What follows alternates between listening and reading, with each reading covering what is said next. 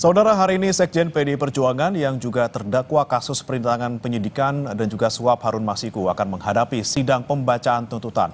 Sebelumnya Hasto sudah diperiksa sebagai terdakwa dan mengaku tidak kenal dengan Harun Masiku dan proses pergantian antar waktu atau PAW Harun sudah dilakukan secara demokratis dari internal partai.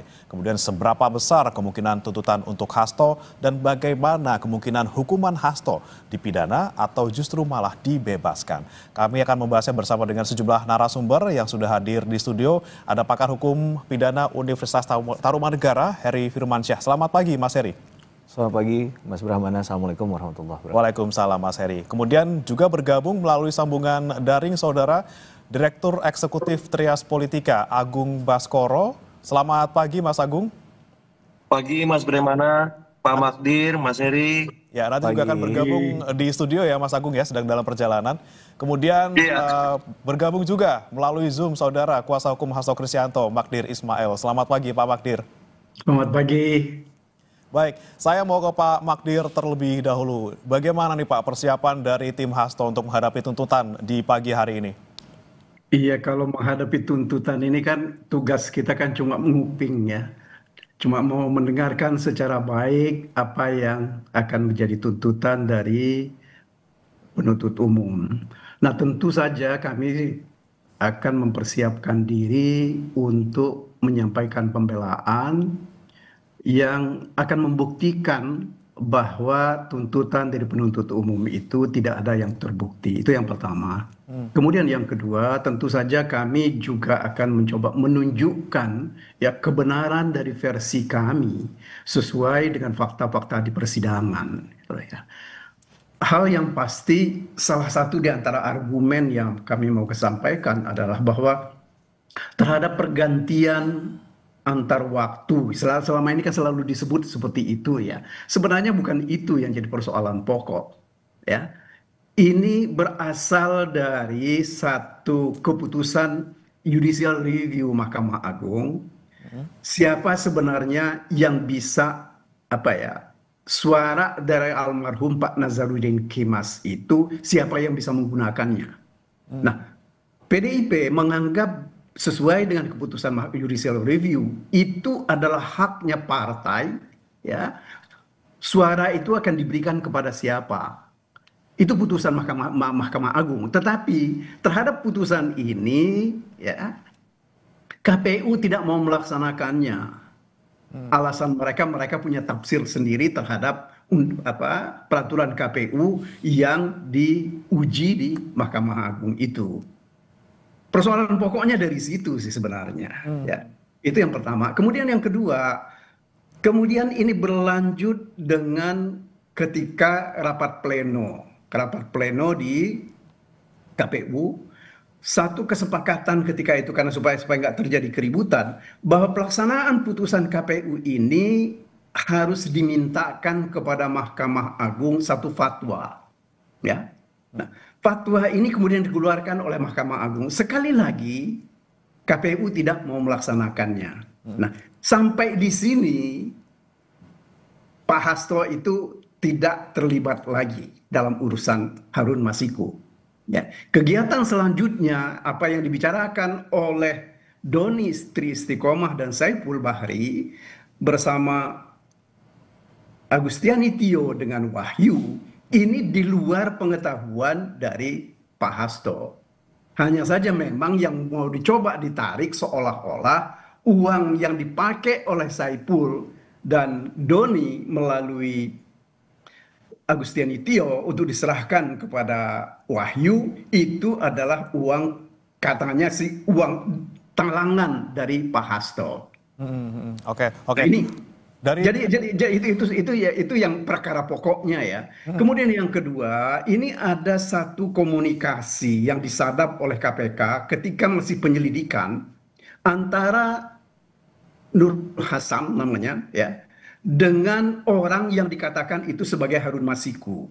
Dalam percakapan itu dikatakan bahwa menurut Bapak ya, kata Bapak handphonenya supaya direndam. Tetapi dalam keterangannya Nur Hasan di hadapan persidangan mengatakan dia diperintahkan oleh dua orang berbadan tegap untuk menyampaikan itu. Karena dia sendiri nggak punya nomor teleponnya Nur Hasan, nomor teleponnya Harun Masiku, tetapi justru orang itulah yang menelpon terlebih dahulu dengan menggunakan teleponnya Nur Hasan. Ya. Oke. Yang lain lagi adalah ada satu percakapan di WA antara Kusnadi namanya dengan orang di sekretariat.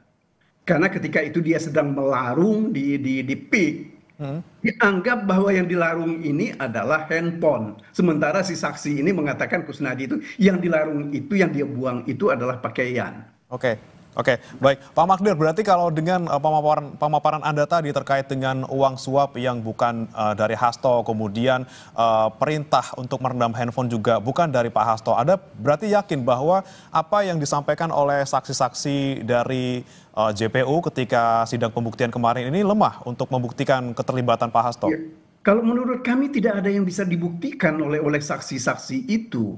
Yang makanya coba lihat baru sekali ini pengalaman saya ya. Saya itu sudah 45 tahun ya jadi pengacara, jadi penasihat hukum. Baru sekali ini penuntut umum menghadirkan saksi sebagai saksi dan ahli itu adalah penyidik dan penyelidik. Biasanya memang saksi perbalisan dihadirkan. Tetapi kehadiran perbalisan itu kalau ada keterangan dari saksi atau pengakuan di dalam BAP yang dibantah. Misalnya karena ada tekanan. Baru dihadirkan. Tetapi kali ini tidak.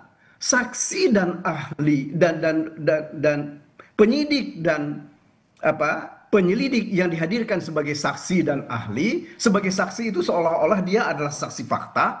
Ya. Kemudian yang kedua ahlinya ini dia adalah ahli tentang teknologi, ya. Oke. Nah dari sisi ini, saya kira ini ada penyalahgunaan kewenangan yang dilakukan oleh KPK, ya, di dalam menghadirkan saksi dan juga dalam menghadirkan ahli. Oke. Karena Baik. KUHP kita jelas siapa yang bisa menjadi saksi, siapa yang bisa menjadi ahli. Oke, baik. Saya ke Mas Heri dulu. Mas Heri, sebelum kita ke tadi pernyataan dari Pak Magdir terkait dengan KPK yang diduga menyalahgunakan wewenang untuk menghadirkan saksi di persidangan.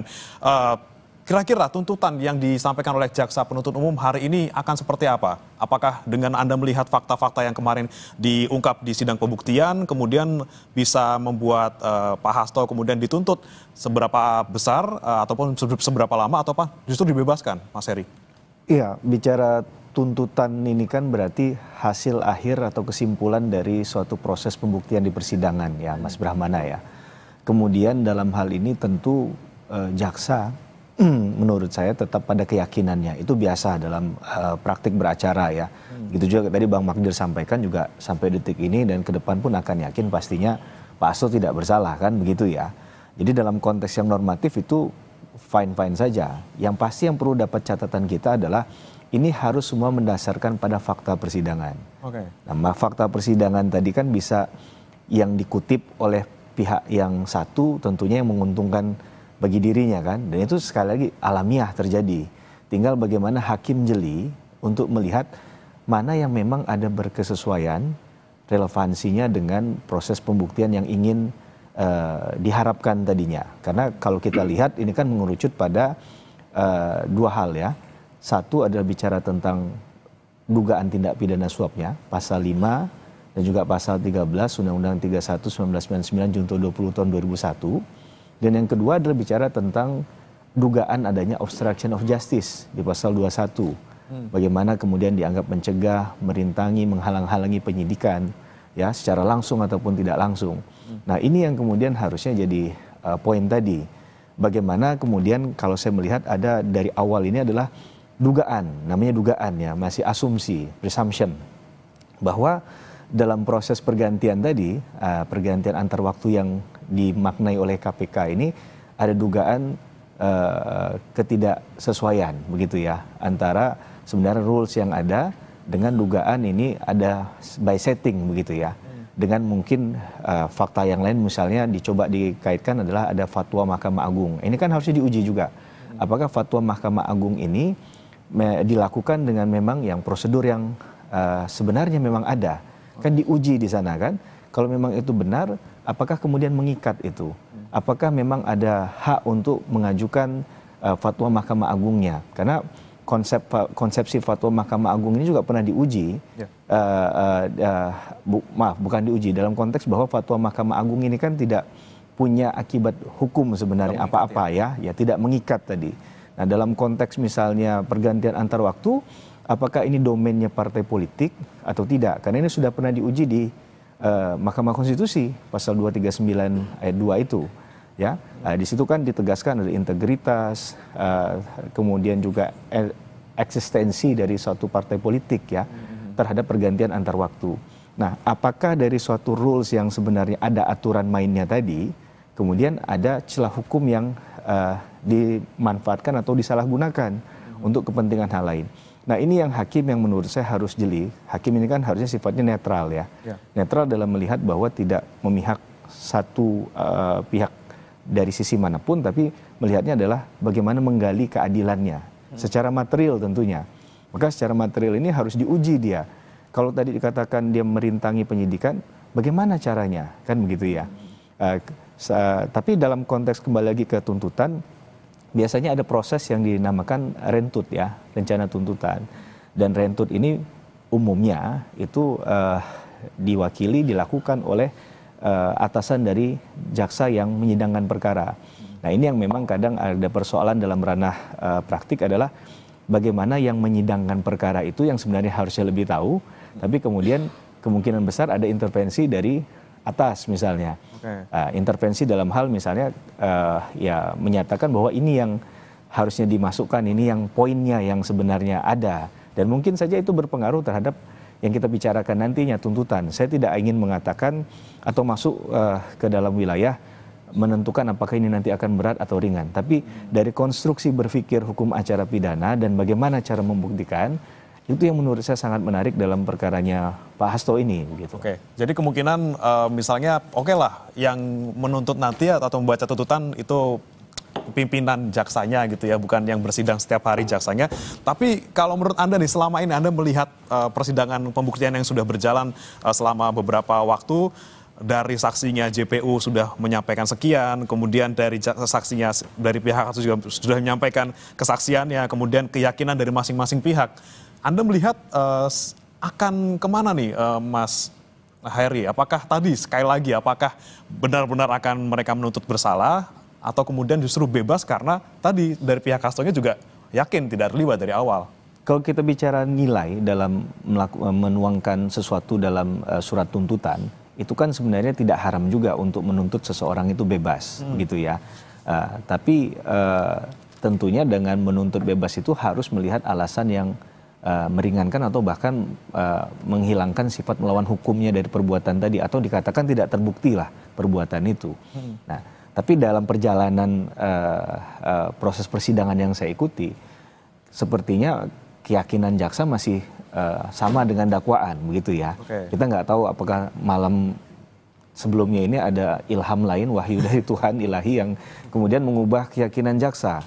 Saya tidak bisa menyelami sampai sejauh itu, Mas Brahmana. Tapi kalau kita ngikutin dari proses persidangannya, sejauh ini tetap sama, begitu ya.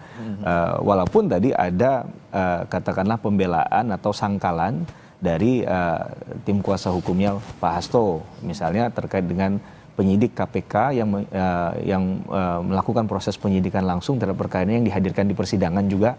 Itu kan juga kemudian keterangannya coba digali kan, bagaimana mengetahui misalnya Pak Hasto yang menyuruh misalnya tindakan kepada seseorang untuk menghilangkan barang bukti tadi, sehingga masuk dia dalam kualifikasi obstruction of justice. Karena obstruction of justice itu kalau kita buat turunannya, misalnya kan ada aiding a suspect gitu ya, ada lying, ada tampering with the evidence, ada famous obstructions.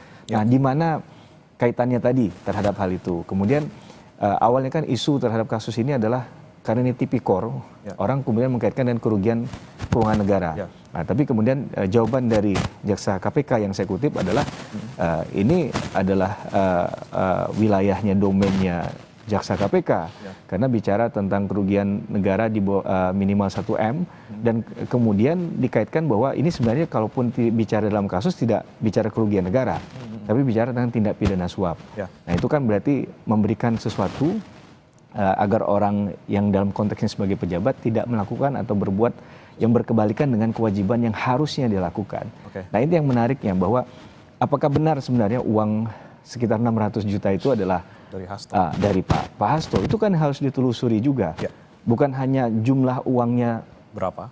600 juta itu ketemu, tapi aliran dana ini dari mana? Tentu aliran dana ini kan bisa aja diberikan langsung atau ditransfer atau seperti apa. Itu yang menurut saya dalam konteks membuktikan secara terang benderang harus dilakukan. Begitu. Oke, siap. Baik. Saya kembali ke masuk kami ke Pak Magdir. Pak Magdir, mungkin ada, baik, saya ke Mas Agung dulu, sudah hadir studio, saudara. Tadi sudah dari Zoom, dari perjalanan, sudah nyampe ke studio Kompas TV. Selamat pagi, Mas Agung. Pagi, Mas Bremana. Oke, Mas Agung, kita langsung ke pembicaraan kita pagi hari ini terkait dengan, selama ini selalu dari pihak Hasto bilang bahwa kasus suap dan juga dugaan perintangan penyidikan ini adalah upaya kriminalisasi. Apalagi kemudian kongresnya PDIP ini sepertinya ketahan terus karena Mas Hasto ini masih ditahan gitu. Anda melihatnya gimana nih, Mas Agung, perkembangannya dari dulu sampai sekarang, dari beberapa waktu lalu sampai sekarang, masih ini enggak konteksnya kriminalisasi ini masih? Oke. Pertama, ini kan udah hampir 6 bulan ya berjalan kasusnya. Publik juga melihat dengan jeli, dengan cermat apa yang terjadi. Sementara kalau saya analogikan sebuah pertandingan sepak bola, babak pertamanya ini 1-0 untuk KPK ya. Karena memang pra-peradilannya diterima, Mas ya. Sehingga KPK sementara unggul gitu, tapi dari sisi Pak Hastonya ditolak kan pra-peradilannya. Jadi 1-0 untuk KPK semacam itu. Nah, apakah skor ini akan bertambah di babak kedua ketika nanti putusan diterima oleh hakim ataupun ditolak? Dengan tuntutan maksimal dari tim Mas Hasto kan bebas. Tapi nanti kita akan dengar apa yang menjadi tuntutan dari jaksa penuntut KPK. Tapi yang jelas saya melihat memang publik menanti bagaimana hukum bisa berjalan. Terlepas nanti di panggung belakang ada nalar-nalar politik yang membuka, Mas. Jadi dalam artian 6 bulan ini kan kita lihat ada pertemuan Pak Prabowo dengan Ibu Mega. Ada fungsi-fungsi pengawasan dari PDIP yang itu lebih condong sebagai mitra strategis ketimbang sebagai mitra kritis. Nah, buah dari relasi yang sekarang menguat antara PDIP dengan pemerintah hari ini, apakah akan memberikan insentif politik yang nanti konversinya ke insentif hukum dalam tanda petik, itu akan kita saksikan ketika nanti putusan hakim. Karena sukar untuk tidak mengaitkan antara hukum dengan politik, karena PDIP kan institusi politik besar, ya, partai pemenang pileg. Sementara KPK ini institusi hukum. Jadi kalau misalkan kita memisahkan dua keping mata uang yang saling berkelindan ini kayaknya agak susah, karena memang saling terkait satu dengan yang lain. Yang jelas publik menanti proses apapun yang mengemuka di panggung depan benar-benar bisa berlangsung transparan, fair, semacam itu, tidak ada yang dirugikan baik dari sisi Pak Hasto, dari sisi KPK dan publik secara keseluruhan. Karena ingin tahu sebenarnya duduk perkara ini seperti apa, semacam itu. Sampai pada momen di mana kalau ini ada babak pertambahan, extra time, ya ada banding dan seterusnya, iya nggak masalah. Yang penting kita pengen tahu sebenarnya gimana sih persoalannya, seperti itu. Oke, tapi ketika nanti misalnya putusannya misalnya ternyata ringan ataupun tidak seperti yang diekspektasikan oleh JPU, ini berarti menunjukkan bahwa posisinya PDIP tidak tergoyahkan dalam tanda kutip itu, Mas Agung? Ya, kalau memang putusannya tidak sesuai dengan harapan jaksa ataupun win-win lah istilahnya dalam politik semacam itu, ya saya kira nggak ada soal, kan bisa banding kan, Mas. Yang penting proses ini memang benar-benar setransparan mungkin, sejelas mungkin, karena memang tidak bisa dipisahkan secara diametral. Posisi PDIP hari ini yang dalam tanda petik menentukan bandul politik nasional, walaupun dia sebatas sebagai penyimbang, tapi karena dia pemenang pileg dan dia ketumnya punya relasi yang intim dengan presiden hari ini, saya kira memang ini menjadi salah satu kacamata istilahnya tidak tunggal kita melihat kasus Mas Hasto. Dan kita lihat sampai hari ini PDIP juga belum kongres, sekjennya belum diganti. Ini kan luar biasa, artinya ini super sekjen ya, bukan sekedar sekjen. Sehingga memang nalar kita ketika melihat Mas Hasto ini tidak bisa berdiri tunggal, di mana ya hukum saja kita lihat, tapi politiknya tidak perlu.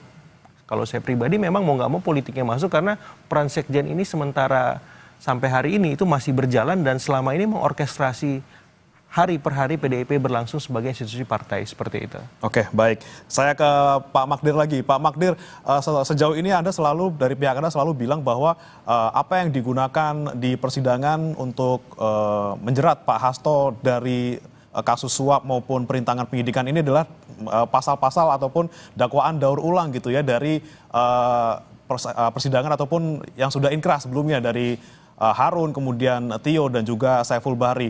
Anda masih kekeh dengan itu Pak Magdir terkait dengan dakwaan daur ulang? Begini, kalau menyangkut suap iya, ya. Karena baru suap yang didakwakan kepada Wahyu dan Tio bersama Saiful. Tetapi mengenai obstruction of justice ini kan baru kepada Pak Hasto sendiri. Yang jadi problem adalah ketika seseorang ini barangkali Pak Heri nanti bisa memberikan komentar ya, bahwa Pak Hasto ini didakwa menyuruh orang lain melakukan obstruction of justice ya. Tetapi orang lain yang disuruh itu nggak pernah jadi tersangka, apalagi menjadi terdakwa ya. Ini satu persoalan yang betul-betul harus dilihat secara cermat. Mengapa ini bisa terjadi? Ini ya kita nggak tahu ya. Apa kebijakan di belakang ini saya nggak tahu terus terang. Itu pertama. Kemudian yang kedua, proses penetapan Mas Hasto ini sebagai tersangka ini kan luar biasa. Ya. 3 hari sesudah pimpinan KPK menerima serah terima jabatan, ya, itu langsung Pak Hasto ini jadi tersangka. Ya.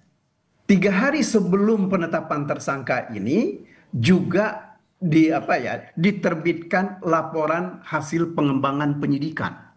Nah, kami melihatnya ya bahwa laporan hasil pengembangan penyidikan ini memang hendak disuguhkan kepada pimpinan KPK yang baru dan itu yang diharapkan nanti digunakan oleh mereka untuk menetapkan Hasto sebagai tersangka.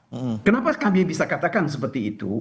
Karena tanggal 13 Desember ya, Pak Hasto itu dihubungi oleh orang ya yang meminta supaya pertama dia mundur dari jabatan sebagai sekjen. Kemudian kedua, tidak dilakukan pemecatan terhadap Jokowi. Ya. Akan tetapi kan Pak Hasto kan nggak mau melakukan itu karena keputusan partai kan. Dia mundur ataupun misalnya tidak diumumkan pemecatan, itu kan bukan keputusan dia, ini keputusan dari partai. Nah, tanggal 16 Desember itu kan diumumkan pemecatan Jokowi, kemudian Gibran dan Bobi. Ya.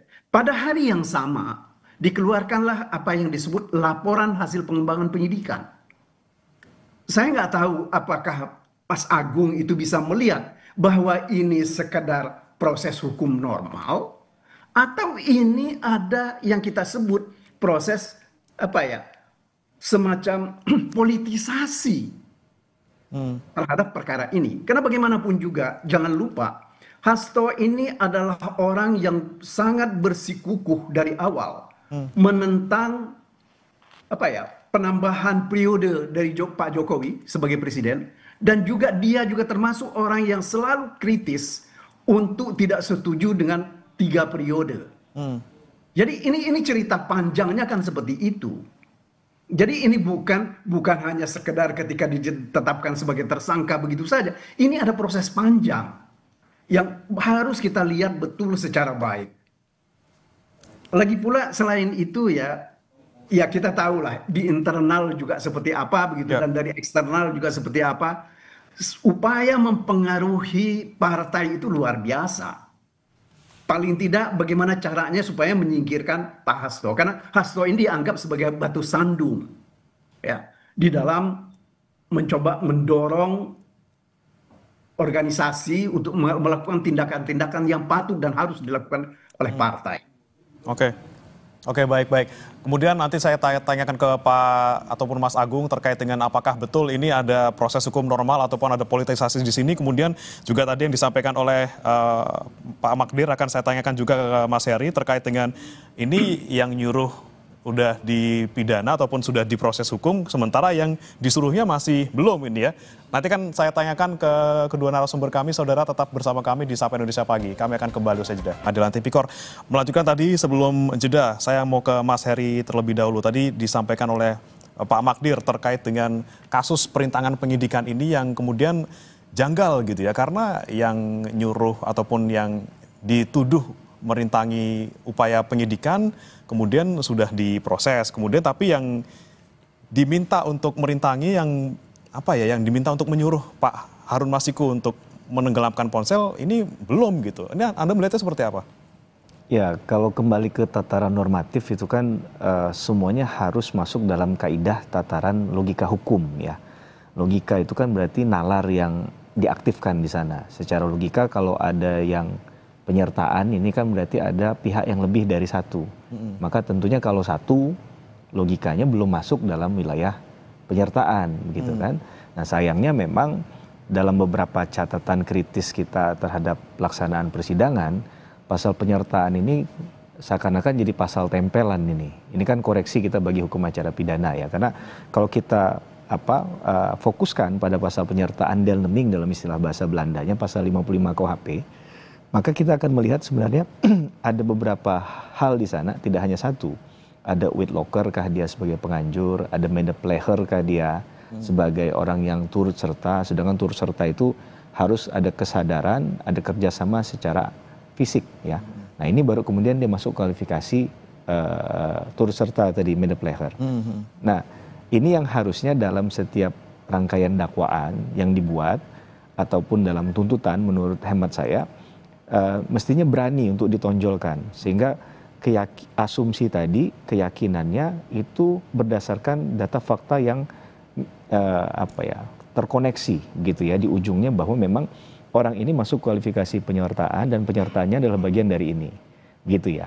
Tapi memang ini jadi beban bagi orang yang menyebutkan tadi, misalnya menyebutkan pasal penyertaan ada 4 misalnya bagian tadi mana yang cocok ini. Otomatis kan harus di mapping lagi nih. Nah ini kadang ada persoalan yang dalam satu perkara tidak mudah untuk bisa menjelaskan dan menuangkan itu dalam satu tuntutan. Nah, saya tidak bicara pada nuansa kebatinan ya, karena kita nggak bisa masuk ke dalam ilmu tadi gitu. Walaupun dalam proses penetapan tersangkanya Pak Hasto sebenarnya menarik adalah dalam konstruksi penetapan tersangka di ujungnya tadi itu kan melibatkan para pimpinan KPK. Komisioner lah kita katakan. Nah, bagaimana kemudian keyakinan dari masing-masing pimpinan tadi, adakah terbelah, adakah tidak?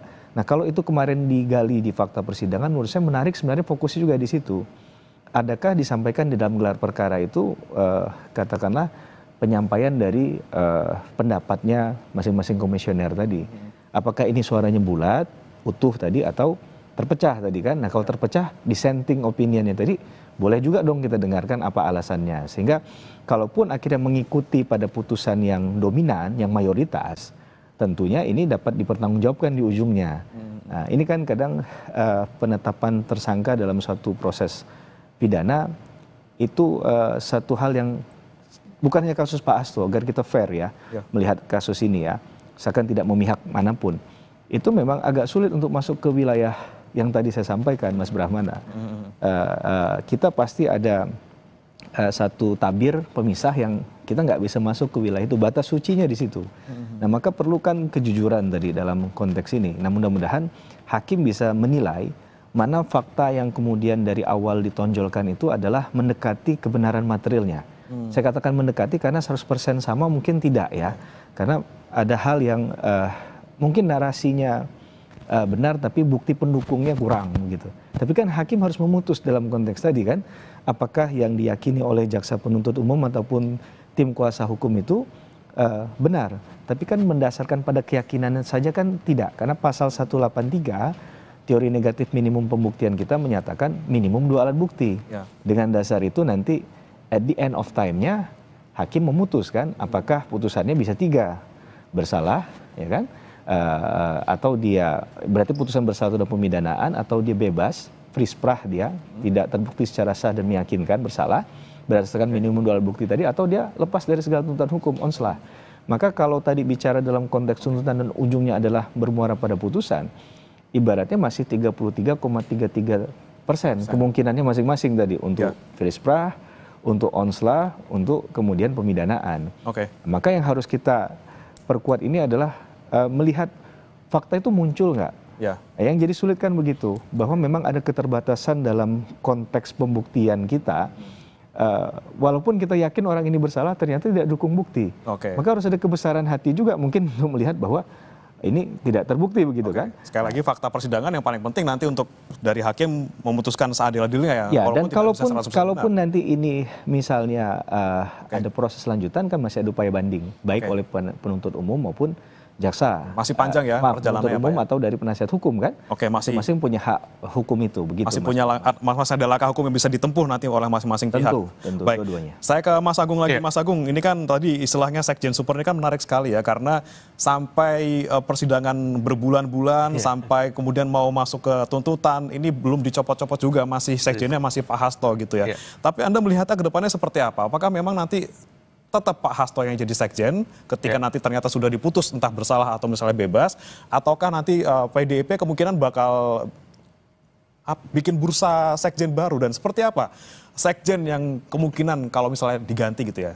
Seperti apa sekjen yang dicari oleh PDIP nantinya? Ya, ini menarik. Pertama, kenapa tadi saya menyambung penjelasan sebelumnya, muatan politiknya sangat kental di sisi KPK-nya sendiri. Memang kasus ini kan sempat terendap lama, Mas Bremana. Ya hampir 4 tahun kalau saya tidak salah. Kemudian tiba-tiba ketika ada pergantian atau suksesi kekuasaan di internal KPK, kasus ini dikebut dengan sangat kencang. Nah, tapi di sisi PDIP sendiri kita nggak bisa menafikan kenapa sih sampai hari ini Pak Hasto tidak diganti-ganti sebagai sekjen. Saya melihatnya berdasarkan kesaksian meringankan dari sahabat Pak Hasto. Pak Hasto ini pernah ditawari menjadi seorang menteri di zaman Pak Jokowi, Mensesnek, dan kemudian kalau tidak salah Menkominfo 2 kali ditawari menjadi menteri. Tapi beliau tetap kekeh sebagai sekjen, yang kemudian membuat PDIP hat-trick menang pileg 3 kali di tengah ya turbulensi dan pancaroba kekuasaan yang luar biasa karena pisah jalan dengan Pak Jokowi. Artinya apa? Pak Hasto ini secara institusional berprestasi bagi PDIP. Kemudian secara personal dia punya chemistry dengan Ibu Mega untuk meramu meracik apa maunya Ibu gitu. Sehingga memang dalam tanda petik super sekjen tadi karena berangkat dari ya kemampuan dan kapasitas beliau sebagai sekjen. Nah, kalau pertanyaannya apakah Mas Hasto akan diganti, saya melihatnya kemungkinan itu ada. Kalau misalkan beliau dalam tanda petik dinyatakan bersalah. Tapi kalau beliau dinyatakan bebas, ini bisa menjadi turning point, ya men-spin apa yang selama ini dituduhkan kepada beliau bahwa itu memang tidak benar, dan bisa membuat posisi tawar beliau kembali menguat semacam itu. Tapi sebaliknya, kalau beliau bersalah ya mau nggak mau PDIP harus mencari alternatif sosok sekjen yang baru sekapasitas Mas Hasto atau lebih baik dari Mas Hasto, dan sekjen yang seperti apa. Nah, kalau ton PDIP itu sebagai mitra strategis lebih kuat ketimbang mitra kritis, maka otomatis sekjennya yang bisa ngerem, bukan ngegas seperti Mas Hasto. Kalau ngegas, bablas nanti. Ya, karena posisi tawarnya kan Ibu Ketum itu suka ngegas, Mas. Ya ideolog gitu ya, kekeh, teguh gitu. Kalau sekjennya juga sama, langgamnya, gimana mau komunikasi sama pemerintah kan seperti itu. Jadi ke depan proyeksinya ya butuhnya sekjen yang bisa ngerem, yang bisa menyambung keteguhan ke kekehan Ibu itu dengan bahasa-bahasa yang lebih kompromis sehingga bisa dipahami dan didengar oleh pemerintahan hari ini. Agar apa? Agar mitra strategisnya jalan. Tapi kalau PDIP memang memutuskan di Kongres nanti sebagai mitra kritis, kemudian mitra strategis, porsinya 50-50, ya orang seperti Mas Hasto dibutuhkan semacam itu. Tapi kalau tonnya lebih besar mitra strategis, 75% bahkan sampai 100%, ya otomatis yang dibutuhkan berkebalikan seperti Mas Hasto supaya apa? Supaya bisa merangkum, meramu, mengakomodir semua aspirasi dari pemerintah maupun dari siapapun seperti itu. Nanti kita lihat ya, kalau misalnya memang diputuskan bersalah ya mau nggak mau ya masih harus diganti sekjennya, dan nyarinya harus yang tadi yang bisa ngerem gitu. Kalau mau ngegas ya bablas kalau kata Mas Agung gitu ya. Baik, saya kemudian ke Pak Magdir lagi. Pak Magdir, ketika nanti sidang tuntutan sudah dibacakan, tuntutan oleh JPU, apa yang kemudian Anda siapkan untuk pledoi setelah ini? Pak Magdir? Audionya masih di mute mungkin Pak? Ya. tentu banyak hal yang hendak kami kemukakan gitu ya. Salah satu di antaranya pasti kami akan membuktikan bahwa perbuatan perintangan keadilan itu tidak ada. Itu satu ya. Dan kemudian yang kedua terkait dengan ini, apa yang dilakukan oleh Mas Hasto ini betul-betul lebih dalam kapasitas beliau sebagai sekjen yang menjalankan amanat dari partai. Karena Hasto nggak punya kepentingan apapun dengan pengangkatan atau pergantian siapapun antara Harun Masiku atau bukan Harun Masiku, seperti Aprilia misalnya ketika itu yang menjadi anggota DPR. Mas Hasto itu nggak punya kepentingan itu, gitu loh. Itu satu. Kemudian kedua, tentu juga kami akan coba terkait dengan ini. Kan kami juga pasti akan lihat adalah niat ya dari Mas Hasto ini apa sih? Terutama berhubungan dengan kepentingan itu. Aktu seriusnya ada atau tidak? Gitu loh. Nah ini hal-hal seperti ini tentu akan kami sampaikan di dalam pembelaan.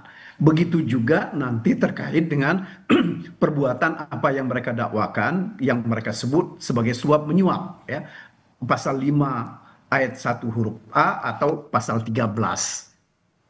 Tetapi yang penting kan begini sebenarnya buat kita ya. Hukum itu kan bukan cuma permainan kata-kata ya. Bukan permainan bahasa. Tetapi adalah ada perbuatan memang yang dibuktikan salah, ya. Nah, misalnya terkait dengan suap misalnya, perbuatan Mas Hasto ini yang terkait salah, dikatakan salah melakukan penyuapan, itu kan mestinya kan harus ada janji memberikan hadiah atau janji. Nah, orang memberikan hadiah atau janji itu kan karena punya kepentingan. Paling tidak di belakang kepalanya ada sesuatu yang diharapkan dari hadiah atau janji itu. Tetapi kalau Hasto ini kan nggak ada. Apa yang diharapkan dari anggota DPR misalnya, apakah Rizky Aprilia atau juga Harun Masiku, kan nggak ada urusan untuk dia. Itu kalau hubungannya dengan suap menyuap. Kalau hubungannya dengan perintangan penyidikan, juga Hasto itu nggak punya kepentingan, gitu. Tetapi yang jadi masalah kita selama ini adalah bahwa Harun Masiku itu kan nggak pernah bisa ditangkap oleh KPK. Meskipun berkali-kali mereka mengatakan bahwa sebentar lagi kami tangkap. Tetapi kan buktinya kan tidak ada. Nah, yang saya khawatir dan kami khawatir adalah upaya mereka mencoba untuk menunjukkan ketidakmampuan mereka menangkap Harun Masiku, maka yang paling mudah dijadikan tersangka itu adalah Hasto. Apalagi begini, ini satu hal yang saya kira mesti dilihat betul secara baik terkait dengan perintangan. Saksi, penyidik, dan penyelidik KPK mengatakan bahwa Pak Hasto ini mereka kejar di PT IKA. Tetapi di situ mereka nggak menemukan apapun. Apa urusannya Hasto dan Harun Masiku ke PT IKA? Ini kan nggak pernah dibuktikan.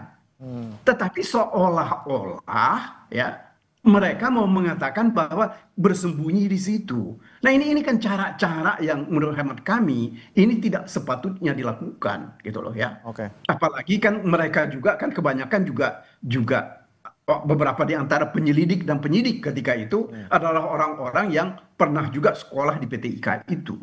Oke, baik.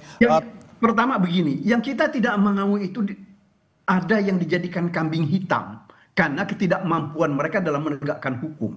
Oke, baik. Pak Magdir, sebelum kita tutup Pak Magdir, kami ingin memastikan terkait dengan nanti sidang, benarkah dimulai pukul 9 atau tepatnya pukul berapa Pak Magdir?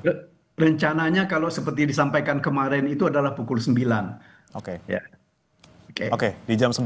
Kita nantikan Pak Magdir terkait dengan nanti sidang tuntutan dari Pak Hasto Kristianto dan juga nanti kita lihat perkembangannya seperti apa, apakah kemudian nanti tuntutan yang disampaikan ini bisa memuaskan kedua belah pihak. Tentu tidak mungkin bisa memuaskan kedua belah pihak, tapi kita nanti saksikan bersama-sama saudara. Terima kasih Pak Magdir Ismail, kemudian Mas Heri Firmansyah, Mas Agung Baskoro sudah bergabung bersama kami di Sapa Indonesia pagi hari ini. Selamat pagi Bapak-Bapak. Selamat pagi, terima kasih. Bang.